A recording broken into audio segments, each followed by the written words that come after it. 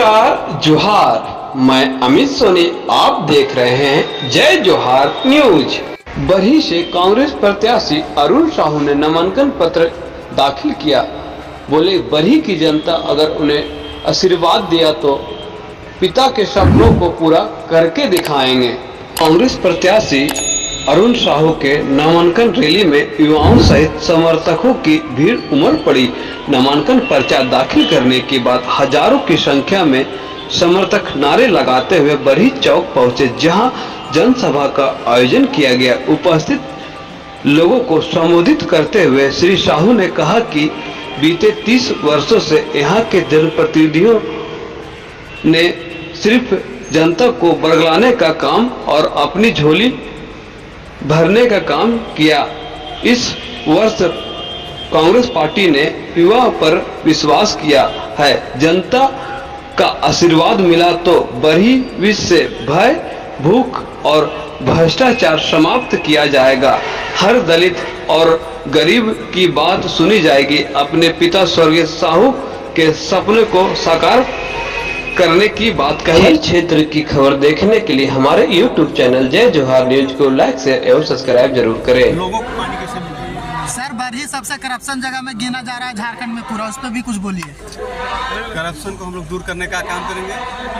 मेरा सबसे बड़ा प्राथमिकता ही रहेगा कि यहाँ के जो करप्शन हो रहा है उसको हम लोग दूर करने का। क्राइम रेट एकदम जो है बढ़ गया है सर पूरा। सारे चीज़ों को विस्तार से आप लोगों को बताने का काम करेंगे। और क्राइम हो, भ्रष्टाचार हो या किसी तरह का भी अपराध हो, यहाँ की जनता के साथ कोई शोषण का काम करने का काम करेगा उसको मैं बख्शूंगा।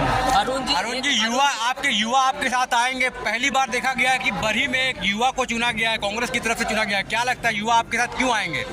मैं युवाओं के लिए रोजगार का व्यवस्था कराऊंगा, यहाँ पर कॉलेज का व्यवस्था कराऊंगा, हॉस्पिटल का व्यवस्था कराऊंगा। और जो युवा बाहर जाते हैं पढ़ लिख के, यहाँ तक कि आप देखिएगा यहाँ पर सही तरीके से कॉलेज का व्यवस्था नहीं है, हॉस्पिटल का व्यवस्था नहीं है।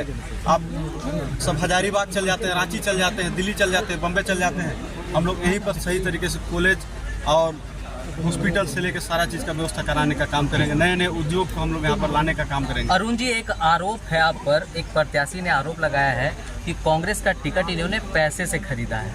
देखिए, अगर पैसा से बिकता ना तो मेरा से ज़्यादा उसके पास पैसा है, वो काहे नहीं खरीद लिया? ये सब फॉल्स बात है। और ये पार्टी जब उसको नकार दिया है, आपका सर्वे रिपोर्ट से लेके सारा चीज़ में आप देखिएगा, इनके शासनकाल में जिस तरह से ब्लॉक में भ्रष्टाचार हुआ, जिस तरह से क्राइम रेट बढ़े, गांजा अफीम का तस्करी हुआ, दारू का तस्करी हुआ, इन सब मुद्दों को आला कमान अच्छे से विस्तार पूर्वक वर्तमान विधायक का टिकट काट कर आपको टिकट दिया गया है, जीत के लिए आप कितने आश्वस्त हैं? भैया एक एक क्वेश्चन कीजिएगा तो पूरा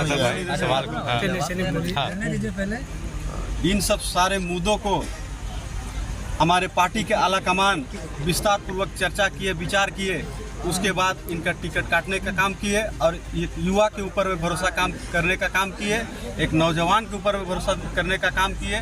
तो मैं यहाँ के जनता के जो भरोसा है उसको मैं टूटने नहीं दूंगा। और जो यहाँ के जनता को परेशान करेगा, तंग करेगा, उसको मैं बकसने का काम नहीं करूंगा। सर, 30 वर्षों तक दो मठाधीश है राजनीति की, उनकी शासन चली है। आप देखिएगा, कभी मनोज यादव जी आते हैं शासन में, उनका कार्यकाल ठीक नहीं रहता है, तो दूसरे पार्टी से अकेला जी आ जाते हैं, उनको यहाँ की जनता चुन लेती है। फिर इनका शासनकाल ठीक नहीं रहता है तो फिर मनोज यादव जी आ जाते हैं। इस तरह अदली बदली चल रही है। इसको देखते हुए हमारे पार्टी के आला कमान ने भी भरोसा किया एक नौजवान के ऊपर में कि यहाँ पर जो शोषण जनता के साथ हो रहा है, भाई भाई को लड़ाने का काम किया जा रहा है। आप देखिएगा चौपारण में किस तरह का मामला हुआ। यहाँ पर शांतिपूर्ण तरीका से यहाँ के जनता रह नहीं सकती है।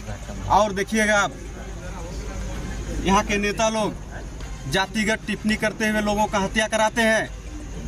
मनोज यादव जी एक नेता को फोन में धमकी दे रहे थे कि यादव जाति को हो इसलिए आपको छोड़ रहा हूँ। तो इन सब चीज़ों को समझने का जरूरत है। और जब मैं आ जाऊँगा तो यहाँ पर जो जातिगत इस तरह का टिप्पणी होता है उसको ख़त्म करने का काम करेंगे। हमारे साथ में हिंदू, मुस्लिम, सिख, ईसाई सभी जाति धर्म के लोगों को एक प्लेटफॉर्म में लेकर चलने का काम करेंगे हम। तो क्या आप मानते हैं कि ये यादव वर्सेस वैश्य की लड़ाई है? नहीं, यादव वर्सेस वैश्य की लड़ाई नहीं है, ये विकास की दो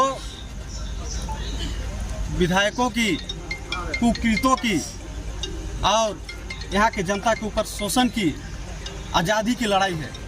और इस लड़ाई में यहाँ की जनता है और जनता ही लड़ेगी और जनता ही जीतेगी।